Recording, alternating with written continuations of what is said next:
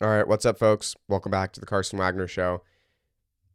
I need to talk about something today that I haven't really addressed on my blog, my podcast, anywhere else yet. I've kind of mentioned it in passing and in a YouTube short here and there, but there's something going on in the conservative movement, this whole civil war, if you can even call it that. I'm not even sure it is a civil war. It's kind of been brewing, but I'm getting ahead of myself here. I'll talk about this later, whether it's actually a civil war or not, whether anything's actually going on. But this split, at least, has been brewing in the conservative movement for a long time. Things finally sort of came to a head at AmFest 2025. Ben Shapiro got up for the opening speech. Well, not the opening speech. Erica Kirk talked before him, but one of the opening speeches, and slammed the other side, essentially, because he can kind of be seen as the leader of one side, and maybe Tucker Carlson or Candace Owens or Megyn Kelly could be seen as the leader of the other side. And then, of course, Tucker Carlson got up like 3 speeches later and did the same thing back to him. So it really, that particular fight went viral. And it's important to know what's going on. It's important to know why the conservative movement is where it is. And it's important to know what you need to think about it and what your position is on it. I'm going to explain what I believe about it. You're welcome to disagree with me. That's totally fine. If you do disagree with me, leave a comment or send me an email, thecarsonwagnershow@gmail.com. I read everything. So I'm happy, free speech is the reason America exists. And I don't expect any of my views to be infallible. So I'm happy for you to disagree with me. And I'm sure many people watching this will disagree with me, but it's important that we understand what's going on, why it's going on, and what we're to think about it, really. And then, of course, it's important to have a side. It's important to have a side. So I have a side. I'll explain my side. I'll get into that later. And I'm going to explain why my side is, I believe, right, and the other side is driving conservatism off a cliff while pretending that they're the only real patriots in the room. So yeah, we're going to get into all that today. And of course, Happy New Year. It's January 1st, 2025. So, sorry. Wow, I just did it. Okay, it's January 1st, 2026. Not January 1st, 2025. I'm still stuck in 2025. Yeah, it's New Year's. And I think this year is going to shape up to be very interesting. We've had a very interesting 2025. And a very sad 2025 in a lot of ways. A lot of stuff has gone down that I don't think anyone really expected to go down, and it was a crazy year for politics and for the United States. So I expect 2026 is going to be even crazier, but we're going to see what happens. I'll be podcasting through all of it. I'll be keeping you guys updated, giving you news and giving you my personal take on what's going on and why I believe that. One of the core promises or core tenets of this podcast, I should say, is that I'm never going to present a view of mine without explaining why I believe it, so that you can make a judgment for whether or not you believe the same. And again, if you disagree, that's totally fine. But I want to, just give evidence for what I believe. And of course, maybe a little bit of, trying to convince you of what I believe is there. But that's only natural because I believe what I believe because I believe it's right. And I want other people to believe the same thing because I believe it's the truth, right? So anyways, this is a super long intro. We're getting into all that. If you haven't already, please hit the subscribe button, turn on notifications, comment, like this video, like all my other videos. If you want to get an email every time I drop a new episode, you can go to thecarsonwagnershow.substack.com and sign up using your email. You will get an email every time, I promise. Except for the occasional time Substack won't let me upload a video on their platform because it's too big, but you will get an email. So if you want to get emails every time, just go to thecarsonwagnershow.substack.com and sign up there. Again, that's thecarsonwagnershow.substack.com.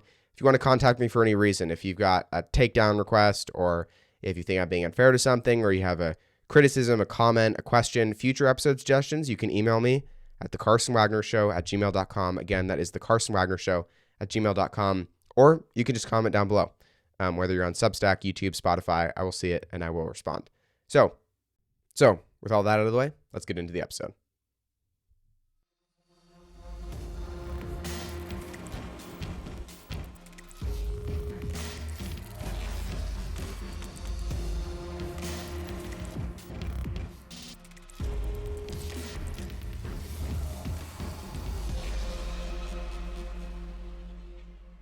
Okay, so I'm just going to be upfront here. The populist nationalist wing of the conservative movement, the new conservatives, the new right, your Tucker Carlsons, your Candace Owens, your Steve Bannons, your Megyn Kellys, your Marjorie Taylor Greens, they're just dead wrong. Like literally just dead wrong. Not just wrong on policy, but they're wrong on like what conservatism even means and where the movement needs to go. I'm going to explain why if you stick around. So I'm not just making that provocative claim with no evidence. I'm going to explain why if you stick around. But I want to give some context first. So Trump's been back in office for a year now. If you've been paying attention to conservative media, again, you'll know that there is a like full-scale war going on between the two camps, at least online. How much of it is really going on, in the real world? I don't know if we can make a judgment on that yet, but at least in the online world, the conservative movement, a civil war, quote unquote, has broken out. On one side, you've got Tucker Carlson, who is quite possibly the most influential conservative of all time. It would be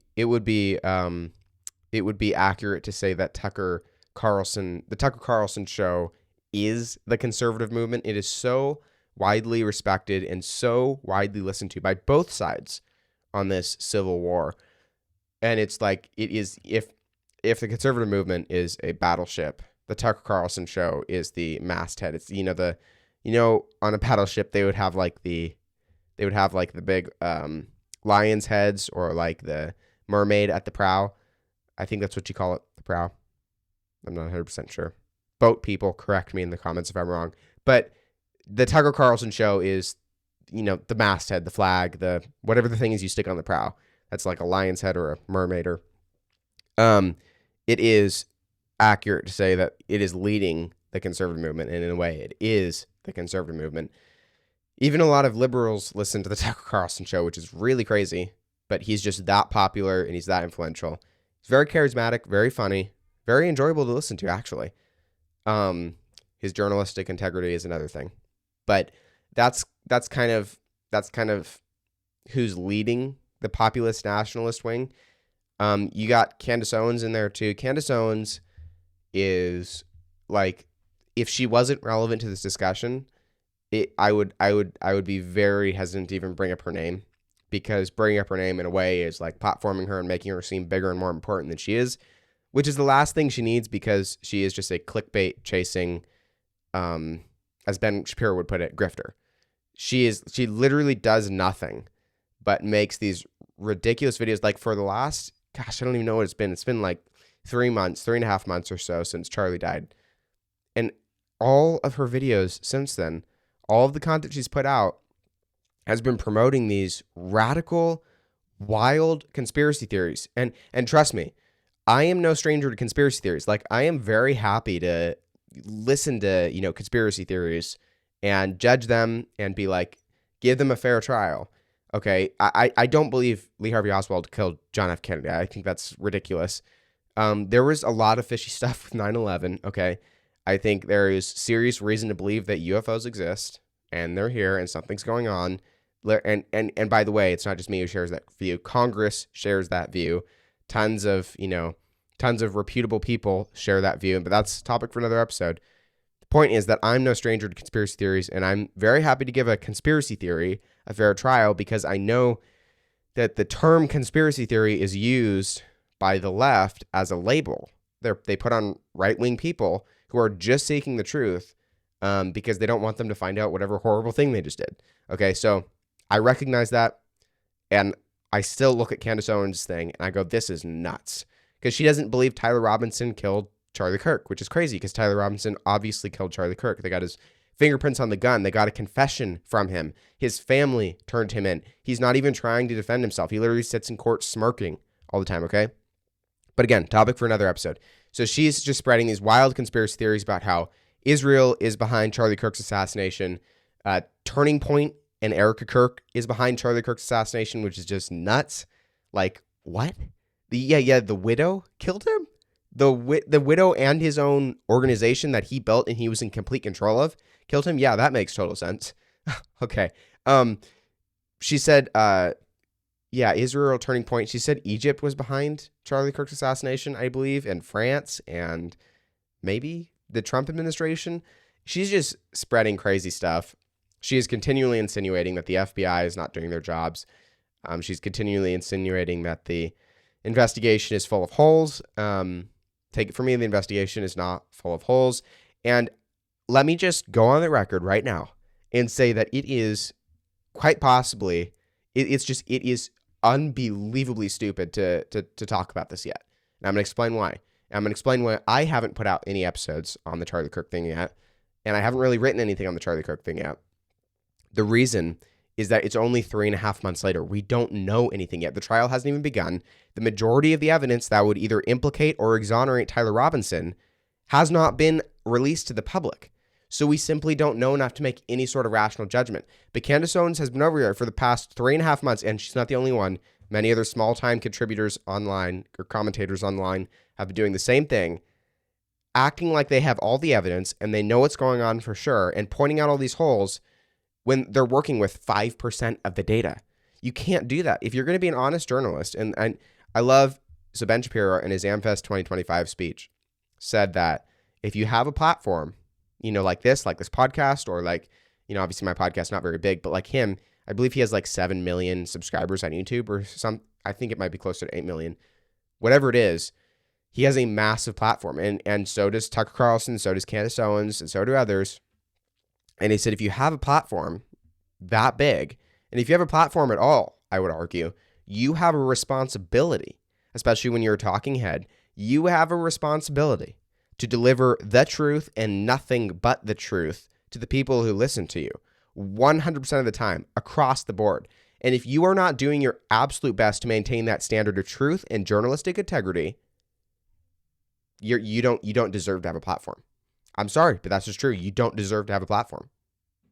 Candace Owens has completely failed to maintain that standard of truth and journalistic integrity. She is obsessed with the Charlie Kirk assassination, and she's making all sorts of false accusations against people who had nothing to do with the assassination. She's working with 5% of the data because she doesn't have the other 95% of the data, and yet somehow still building a full working theory off of 5% of the data, which is just nuts. Just crazy.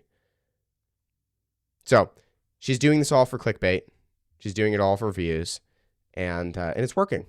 She's gotten, she's making, I'm sure, tens of thousands of dollars with every episode she puts out. So this is not helpful. This is not the sort of thing we need in the conservative movement. We need to make it very clear that Candace Owens, who, by the way, was kicked out of Turning Point and Daily Wire, I'm guessing, or at earlier dates, I'm guessing for this very reason, that they saw this sort of thing coming, that she's an ego-obsessed, view-chasing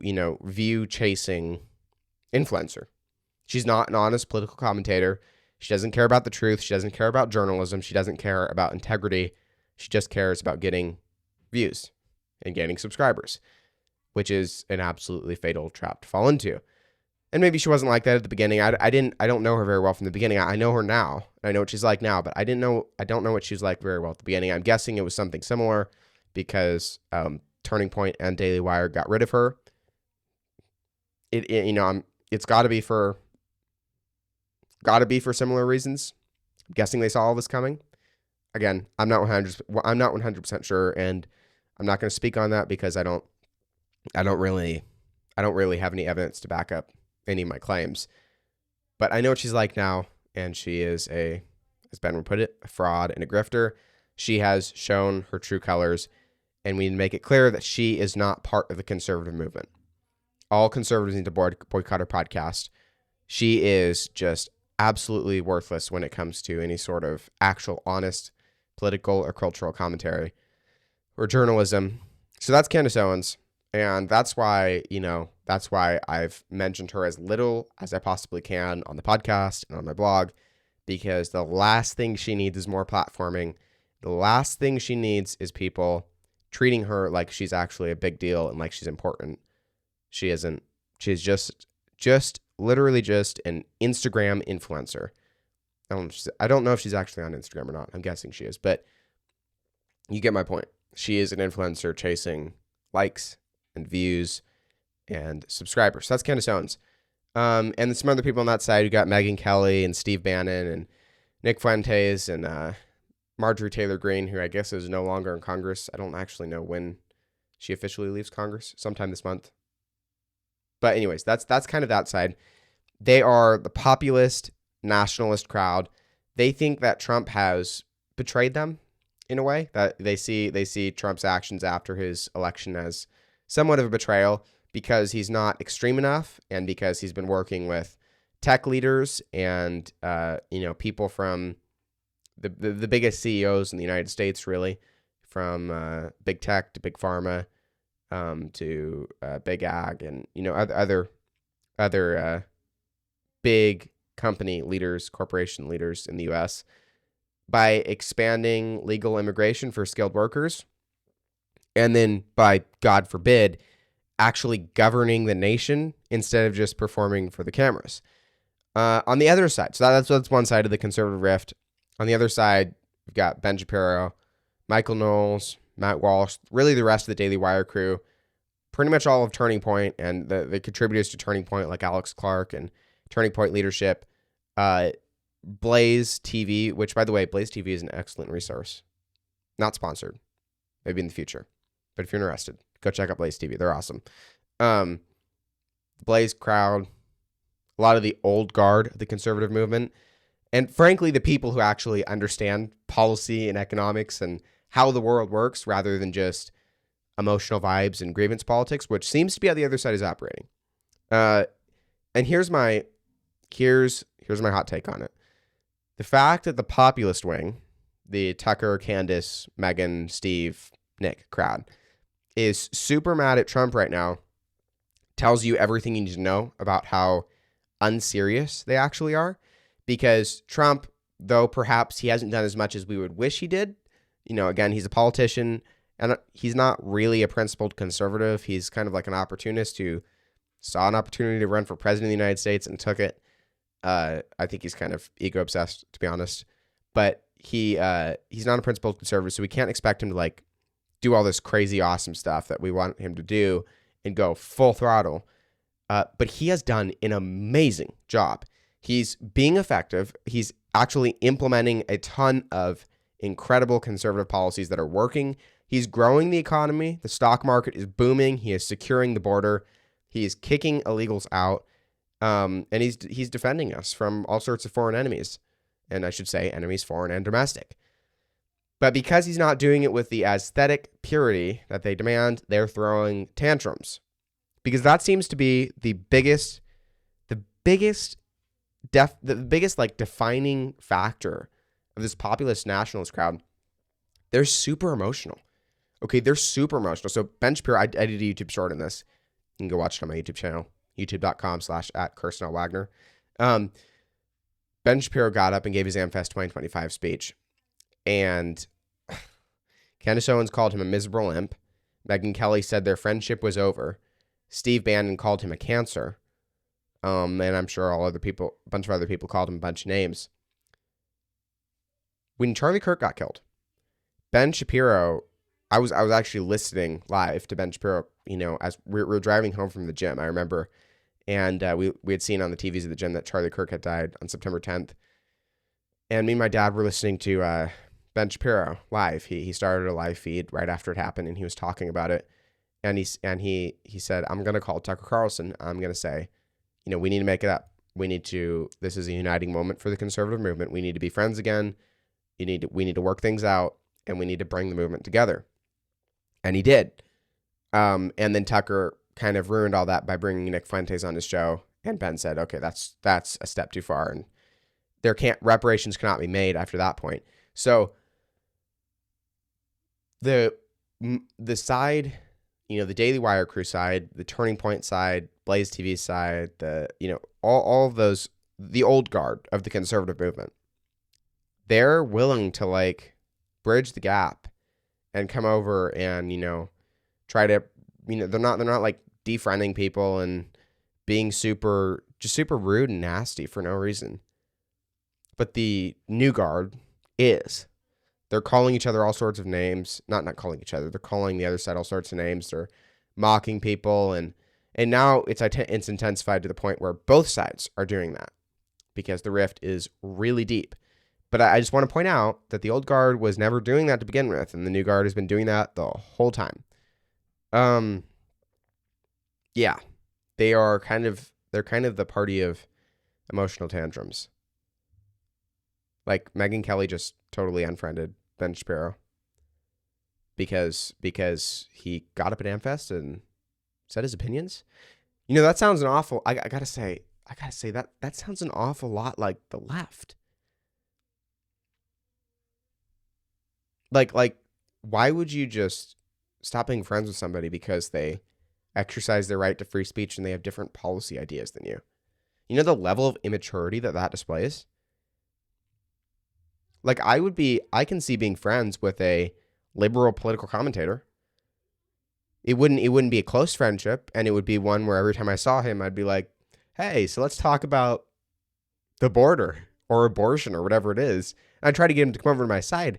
But I can see maintaining a friendly working relationship with him. But these people are being so unbelievably mature. They're acting like the left. They're literally acting like the left. And this is why, a big reason at least, that I've lost pretty much all respect for them. So I want to go back and start where all this really exploded. The conservative war really exploded, which was over H-1B visas. The populist position is essentially all immigration is bad. Foreign workers are stealing American jobs. Tech companies are evil. Everything needs to be shut down. Which, by the way, is a very actually far left position. I don't know if anyone's ever told them that, because they want the government to intervene in the economy in a very big way to protect American jobs and American workers instead of just letting the free market operate, which is never a good idea. It's failed every single time it's been tried. It was tried in communist Russia. It was tried in Germany under Hitler. It was tried in many other places, I'm sure in Italy under Mussolini. It never works. It never works. But they want the government to get involved. They don't want to let the free market just operate. And, bad things are going to ensue if they get their way. But that's kind of their position on the visa issue. And I get the emotional appeal. I really do. Americans first, in terms of the economy, it sounds great as a slogan.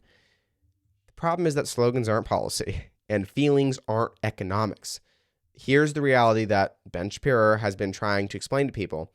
There's a massive difference between illegal immigration, which undercuts American workers, it strains social services, and it undermines the rule of law, and legal high-skilled immigration that brings in people who literally create jobs, they create value, they grow the economy.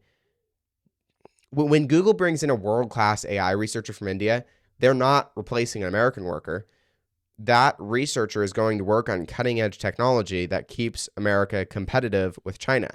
They're going to help build products that create hundreds of thousands of American jobs. They're going to pay taxes. They're going to contribute.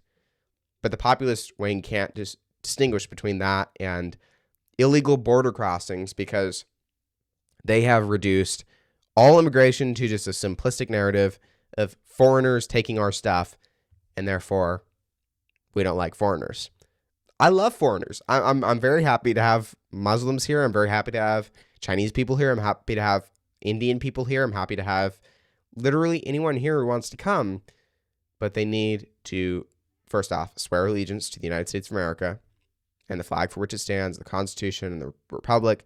They need to swear absolute allegiance. There needs to be serious background checks. We need to know who these people are before they get in. And the process does need to be sped up. The legal immigration process takes way too long. The backlog is ridiculous. The government can't do anything efficiently. That's just a general rule of life, but there's got to be a way to speed that up. Maybe just take it out of the government's hands, have a private company do it or something, because the visa process is just way too slow. But a couple things. So there's the, they need to swear allegiance. Then they need to be able to create value. It needs to be like a job interview. Like they need to sit down with a border, customs agent and be like, here's what I can contribute to the United States. And the bar needs to be high. They need to be able to contribute a lot. And they need to be someone who is going to be an active, productive member of society. I'm not opposed to that at all. I like that idea. I want more active, productive members of society and geniuses from India and China and Japan and Germany and Russia and anywhere in the world. Like I want those people here because they make businesses that employ hundreds of Americans, and they help the free market grow, and they stimulate the free market, and it's excellent. Legal immigration is a blessing, and I'm all here for it. So yeah, here's my take on it. The populist position on H-1B visas is just protectionism. Again, I talked about this a second ago. I didn't give the name though. Protectionism in trade and in foreign policy is essentially more specifically, because we're talking about trade here, protectionism would be protecting American jobs above everything else by not allowing immigrants to come in and take those. It's protectionism, which it's protectionism is a very communist, socialist, far left, kind of political policy position. It's not something that's on the right. It's not a conservative position. It's not a libertarian position, and it's not pro-free market. But they would never admit that they're actually protectionists. But I think they're protectionists dressed up in nationalist rhetoric. Like another thing they say, the American heritage movement. If you're not descended from like the founding fathers or something, or if you're not, so many generations back, an American, like your family it hasn't been in America for so many generations, you're not a true American, which is ridiculous because, again, saying this does not make me a leftist, but America is a nation of immigrants. Okay, my family, I believe it was my grandpa emigrated here from Italy when he was like 3 or something. Okay, so am I not a true American? I'm literally wearing a hoodie that says 1776 on it. I've got an American flag. Wrong side. I've got an American patch on my shoulder. Like, how much more American does it get? I have sworn allegiance to the flag of the United States of America and the Constitution for which it stands, the Republic, and it's ridiculous to say that they're not Americans. That the Heritage American movement is just crazy. It's super, super right-wing nationalist. Like, I don't see how you can get more right-wing nationalists than this, and it's scary, and it's something that is slowly, I think, overtaking the conservative movement. It's coming from the Nick Fuentes, Tucker Carlson, Candace Owens, Steve Bannon, Megyn Kelly crowd. It really needs to be choked out and stopped. So yeah, you know what happens when you ban high-skilled immigration using protectionism? Those companies who aren't getting their high-skilled workers here, they're Indian geniuses who want to come here to the United States. They just open offices in Canada, in Ireland, and in Singapore, and in Germany. And then all those jobs leave America entirely. So congratulations, you just played yourself. Like, that is literally where protectionism ends up. It is absolutely fatal. Trade protectionism is an impossible position, and it has never worked every time it's been tried. Okay, you can literally just look it up. Just look it up. Now, this is what drives me crazy about the Tucker Carlson wing of conservatism. They sound like Bernie Sanders half the time. Tucker will go on his show. He will rail against corporations. He will rail against free trade, against immigration, against economic growth. And his solution is always more government intervention. Break up big tech, impose massive tariffs, ban this, ban that, regulate this, and use government power to punish your enemies. I'm sitting here thinking, brother, that is not conservatism. That's not what I stand for. That's not what the conservative movement has ever stood for. That is right-wing progressivism. Remember the horseshoe diagram? So there's a famous, you look up the horseshoe diagram of American politics. Right at the top of the horseshoe, if you can envision this. Actually, I'll just put this up on the screen so you can see it. Here you go. So that's the horseshoe diagram of American politics. As you can see, the further to the right you go, the more you actually start looping back around to the left, and you want more government control and more stuff like that, which is exactly what's happening to Tucker Carlson and others. It is literally just big government progressivism with a MAGA hat on. And Ben Shapiro has been absolutely right to call this out. Conservatism is supposed to mean limited government, free markets, individual liberty, and the rule of law. It is not supposed to mean I use the power of the state to enforce my cultural preferences and protect me from economic competition, which doesn't work, by the way. The market will always find a way to compete, to have competition, even if that means just moving to another country and taking the blessing of that trade and that business out of your country and hurting your own economy. The populists, they want to pick winners and losers. They want control. They want subsidies for industries they like, and they want punishment for companies they don't. They want tariffs that make everything more expensive for working middle class and lower class Americans while pretending they're helping the working class. Seems to me I've heard that somewhere before. Oh yeah, the Communist Manifesto by Karl Marx and Frederick Engels. They wanted to help the working class too. They wanted more government control over everything so that they could protect the workers' jobs. This is sounding really scary, guys. This is sounding a lot like communism. I'm not making any implications. I'm just saying. Make your own judgments on that. Now, Steve Bannon's economic vision for America. It would turn America into a stagnant, isolated, second-rate power within a generation. You can't compete with China by becoming more like China. You compete by being more free, by promoting the values that America was created on and has stood on for 250 years. By the way, not today. This year is the 250th anniversary of America. How cool is that? Happy 250th anniversary, America. Yeah, I said that right. Yeah, okay. Anyways, back to what I was saying. You compete by being more free.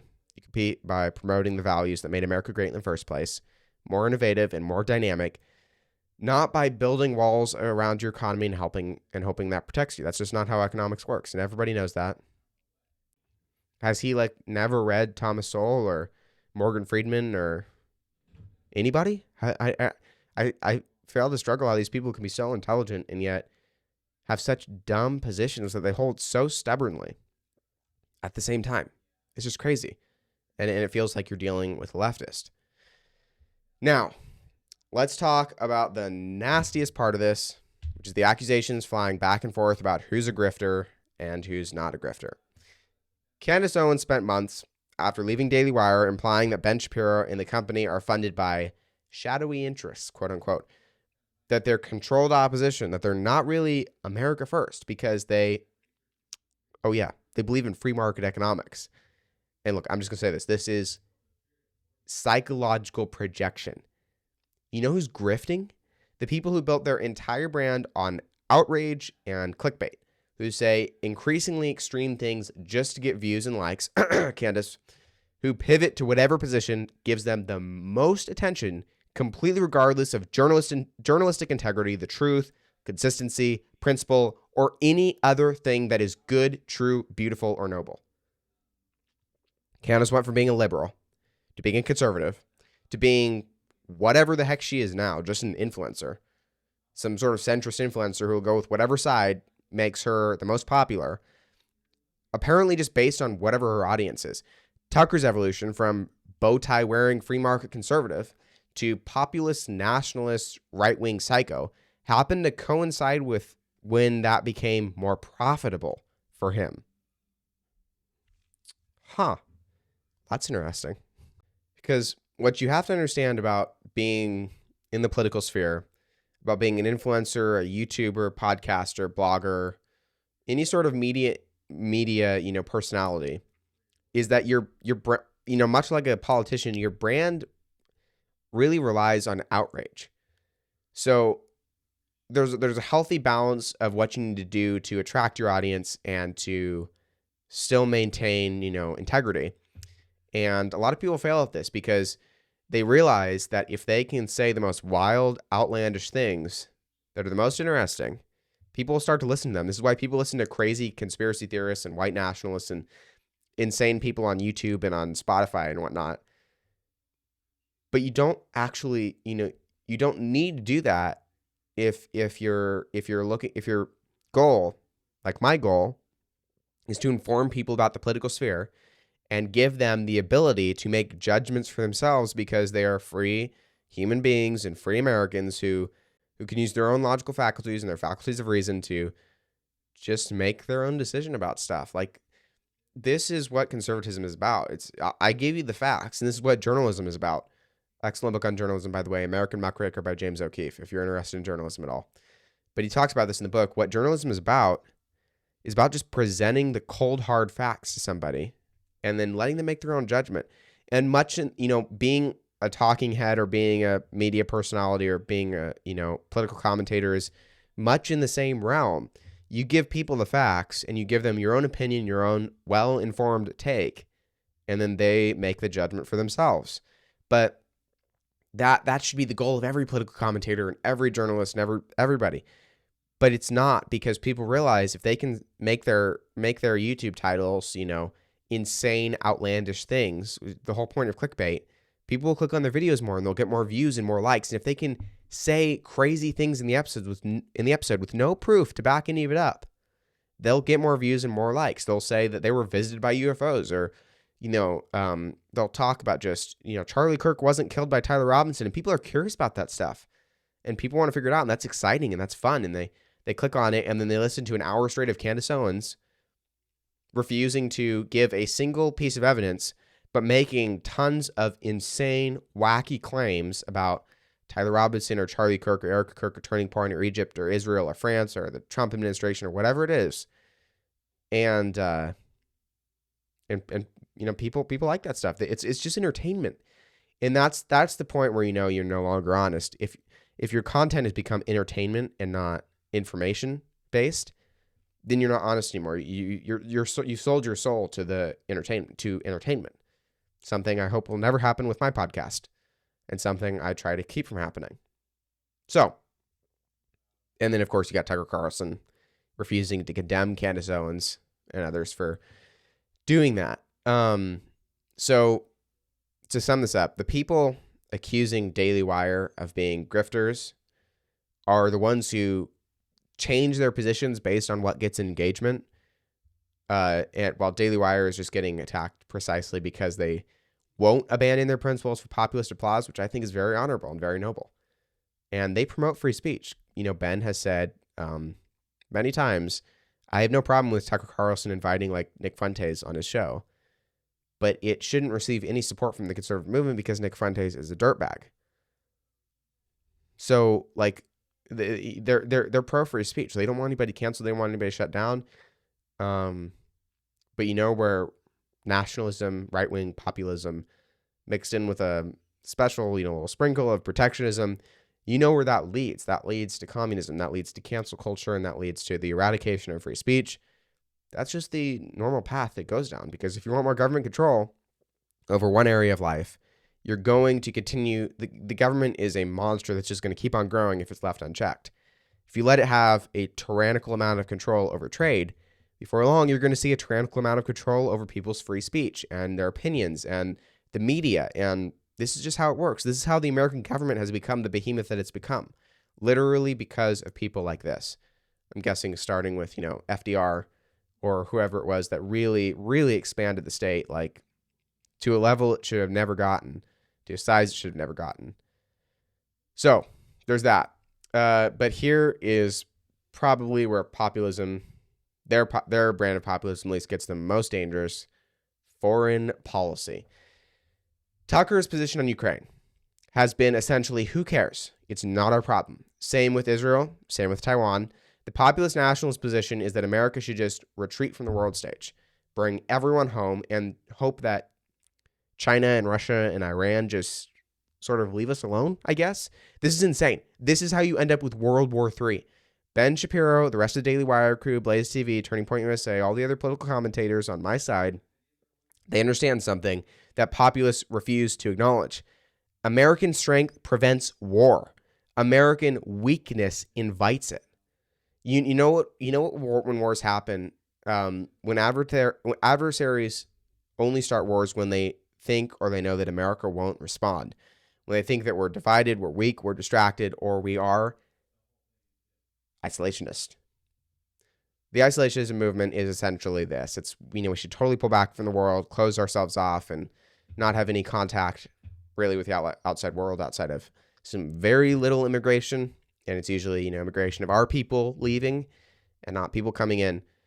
That's crazy.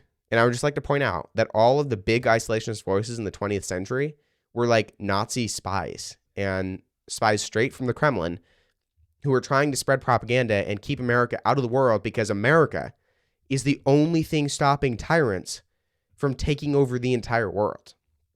Okay, so Isolationism is crazy. And I won't get too deep into that because that's just a whole nother episode.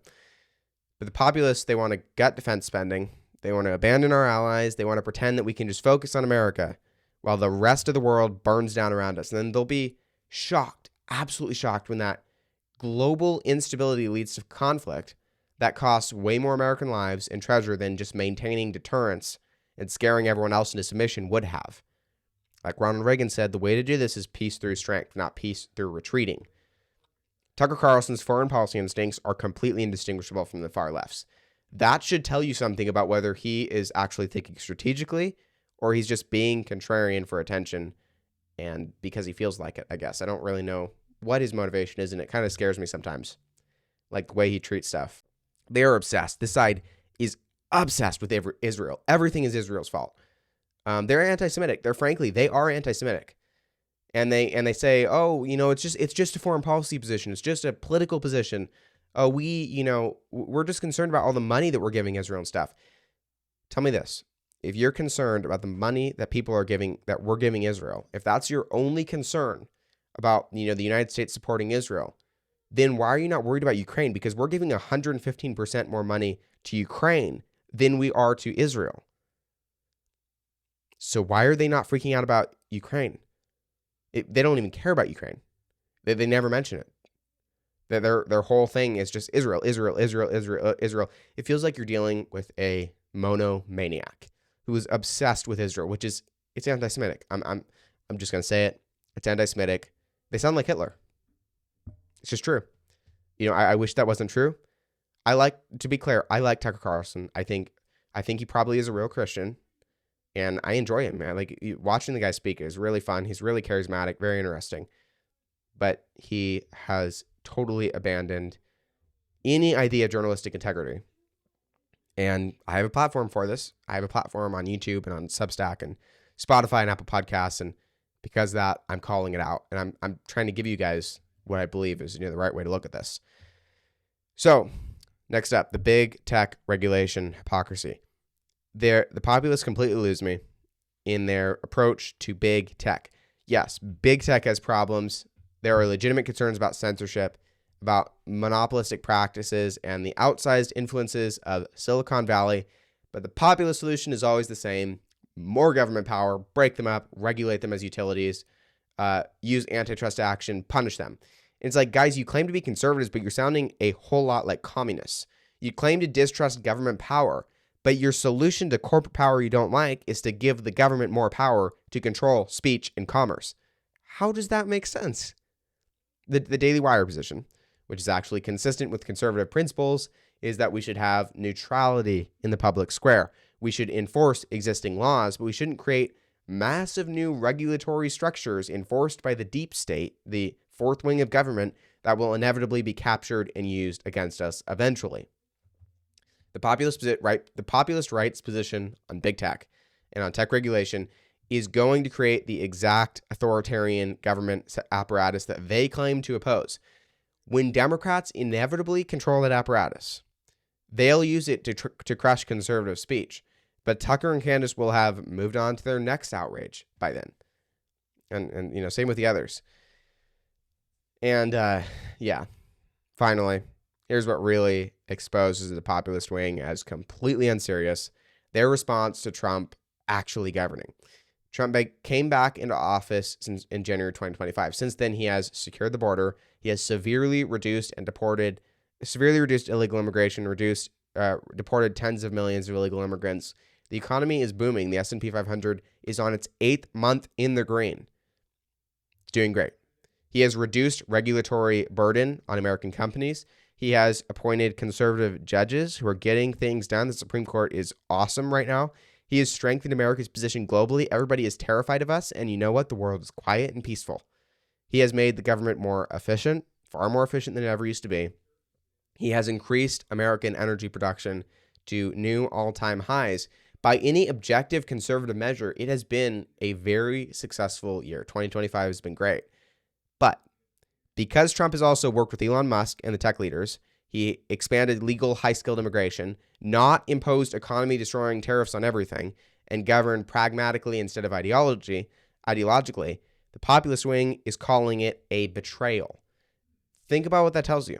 They don't actually care about results.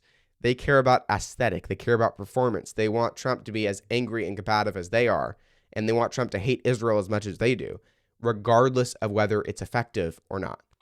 The populists preferred Trump when he was losing because he was more purely their guy. Now that he's winning and being strategic and pragmatic, they hate it. And this tells you everything about their priorities. They're not honest people. We're in January of 2026. Midterms are in November. This is hugely, hugely important. Republicans need to decide what we're going to run on.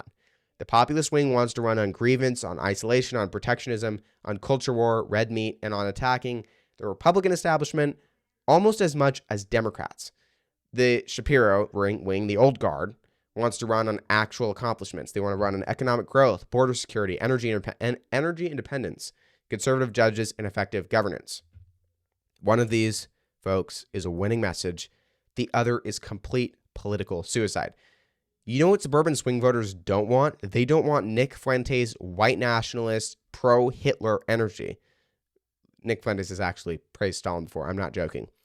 They don't want conspiracies about Jewish donors controlling the GOP or AIPAC, controlling America, or Jewish space lasers lighting wildfires in California. As a Californian, I can confirm that our wildfires were not caused by Jewish space lasers. Just saying. That's Marjorie Taylor Greene theory. They don't want economic policies that just sound like Elizabeth Warren with different branding. They want normalcy. They want prosperity. They want security. They want competence. After all, isn't that what they voted in 2024? They got rid of Joe Biden because he was none of those things, and they brought Donald Trump in because he was those things. The old guard understands this. The populist wing thinks it's betrayal to even consider electoral strategy because they're radicals, and radicals don't understand how politics works. If Republicans listen to Tucker and Brett Bannon, they will get destroyed in the midterms. If they listen to Shapiro, the Daily Wire crowd, and Turning Point, and they run on Trump's actual record with years of proven work and proven excellence, they'll win. It's that simple. It is that simple. They also need to be united. The conservative movement needs to be united to win in the midterms. We are not united right now. That needs to be fixed. We need to come together. We need to unite. And, after that, we can kick the whole Tucker, Candace, Steve, Megan, Nick crowd out of the movement. They have no place in our movement. They need to go. We can kick them out after, but we need them in for midterms. We need to secure Tucker Carlson's alliance for midterms. So, in conclusion, this has been a long episode, but in conclusion, here's maybe my biggest issue with the populist wing. They have no principles, just radical preferences. They claim to love free speech unless it's speech from tech CEOs they don't like. They claim to oppose government power unless it's being used against their political enemies. They claim to support American workers unless those workers want to buy affordable imported goods. They claim to love capitalism until capitalism actually produces outcomes they don't prefer. Meanwhile, the old guard, my side, has actual principles. We stand for free speech. It applies to everyone. Free speech even applies to Nick Fuentes, who says horrible things. Things that everyone should boycott him for and never listen to him again. But free speech applies to him. Even though he praises Stalin on his podcast, on his show, free speech applies to him. He can continue doing it. My argument is just that no one should support him for doing it, but it's free speech. He's allowed to do that. Limited government means limited government across the board, not selective limited government. Free markets create prosperity. Individual liberty matters more than anything. The rule of law matters, and consistency matters. So, here's my final hot take. The populist wing is not actually conservative. They're right-wing progressives who just want a powerful government to enforce their cultural vision. That's not conservatism. It's just authoritarianism with better aesthetics and radical ideology. So here's what the populists are not going to admit to you. The old guard and the talking heads of the old guard like Daily Wire is thriving. Daily Wire has built a media empire. They're producing movies, documentaries, entertainment, news, commentary. They're creating alternative infrastructure, and they're being productive instead of just complaining and starting infighting and all sorts of rifts in the conservative movement. Tucker's show is like big. Yeah, sure, it's big. But what's he building long term, and what's the vision beyond his personal brand? Bannon's War Room is the War Room. It's the same thing every day. Candace is doing her thing. It's her ridiculous thing, but there's no institutional legacy there. Meanwhile, Daily Wire and Turning Point and Blaze TV, they're building something that will outlast any individual personality. They're creating a conservative counterculture, which we need so badly in the United States, not just conservative commentary. The populist wing is mad at people like Daily Wire because Daily Wire is doing what they only talk about.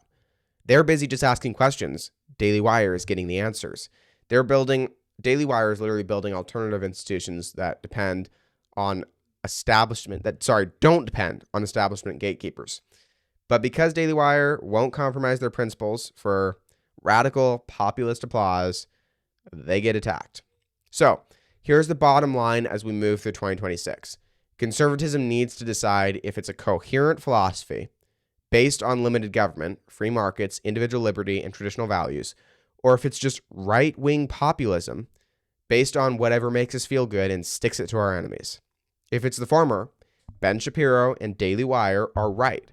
We need intellectual consistency. We need actual policy and economic knowledge, and we need to be adults who can govern effectively.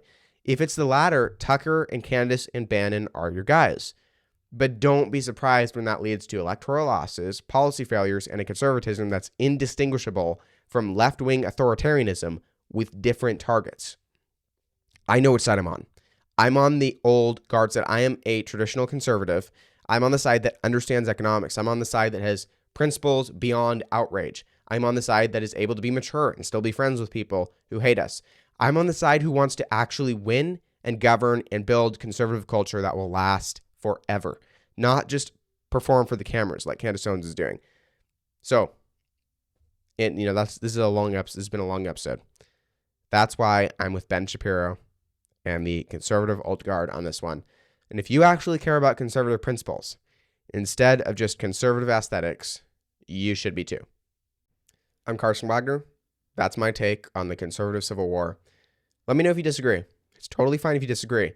I'm sure many of you will, but bring actual arguments and actual evidence, not just feelings and vibes. Thank you so much for listening to The Carson Wagner Show. Subscribe, share, and I'll see you next week.